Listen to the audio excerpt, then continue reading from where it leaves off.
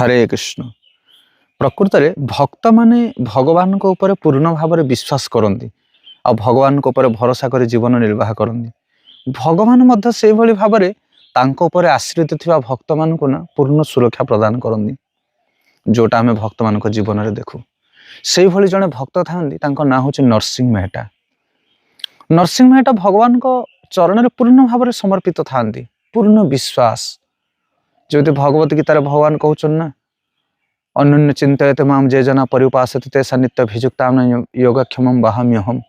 जे मत अनन्य भाव में भजन करुच्ची मु तार सब कथा को बहन करे। नरसिंह मेहटा भगवान को ऊपर पूर्ण आश्रित थाए। तार गोटे बढ़िला झीटे घरे थाए। ये तो गरीब पत्नी सब बारंबार कहूए, झील बह समय आसला, तुम्हें कौन टे चिंता करूनु, टे अर्थ रोजगार करूनु, झीपाई टे जोगाड़ करूनु, प्रस्ताव आसिले आम केमी झील को बाहा करवा।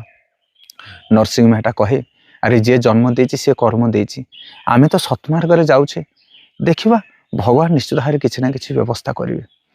दिनकर घटना प्रस्तावटी आसला, भल प्रस्ताव झीपाई।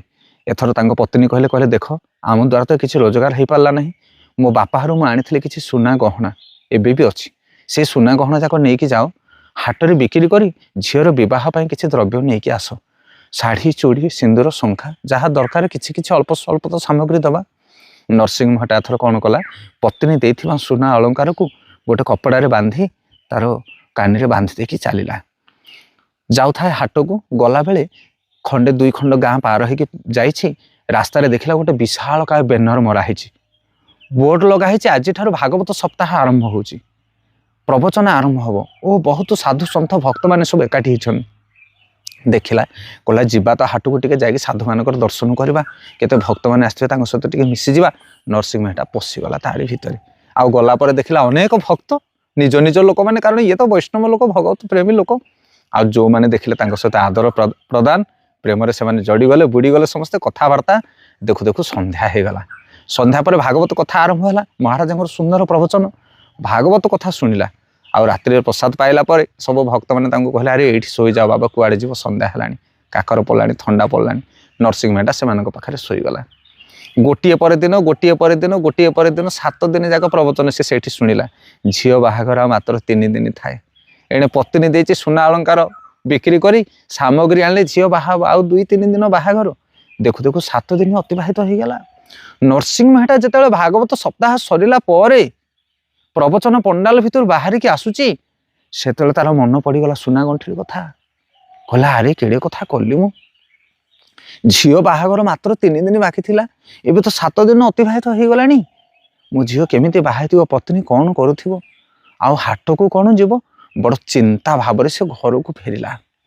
एवं जिते बाटर फेरिकी आसुए गाँ मुहर देखिले गाँव लोक मैंने कहले, अरे नरसिंह मेहटा कौन खाद्य देइथिलु, कौन खाइबा कौन पीवा, कि भोजी कि आदर कि सत्कार, केते पैसा कोठी रखिथिलु रे, नरसिंह मेहटा झील को एते संपत्ति देलु, जानी जौतुक भारत रू आ हा हा। नरसिंह मेहटा शुणिक आश्चर्य होता है, मैंने मत कहउछन ना आउ काउ कहउछन। गाँव में चली चली जाऊे नरसिंह मेहता, समस्ते तार गुणगान कर।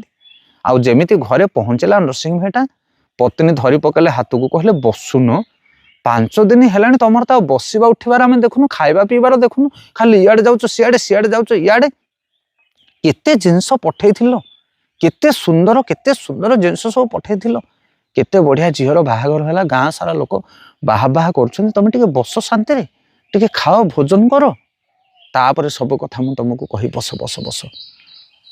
स्वामी कहला संपत्ति धन अलंकार किए पठेइथिला, का हाथ में पठेइथिला ना, कहीं तुम जो पठेइथिलो सब आसिक पहुँचला, झीर बाहाघर बहुत बढ़िया धूमधाम आम कलु।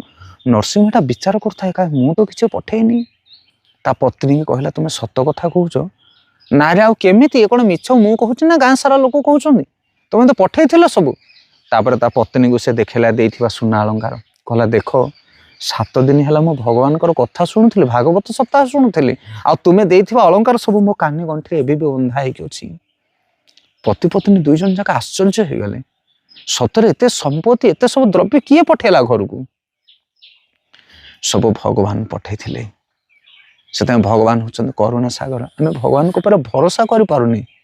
ए जगत रे भरोसा रखा वाला होचंद केवल ईश्वर, जे तांको ऊपर भरोसा करिछि ना, से केबे हेले धोखा खाइनी, ତେଣୁ ଜୀବନରେ ଟିକେ ଭଗବାନଙ୍କ ଉପରେ ଭରସା କର। ସେ ନିଶ୍ଚିତ ସମସ୍ତଙ୍କୁ ଭରସା ପ୍ରଦାନ କରନ୍ତି। ହରେ କୃଷ୍ଣ।